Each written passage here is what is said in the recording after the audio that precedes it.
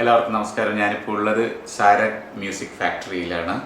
An media പ്രൊഡക്ഷൻ്റെ ബാനറിൽ Steffi Francis നിർമ്മിക്കുന്ന ഇടപ്പള്ളി പുണ്യാളൻ എന്ന ആൽബത്തിൻ്റെ വർക്കിന് വേണ്ടി വന്നതാണ്.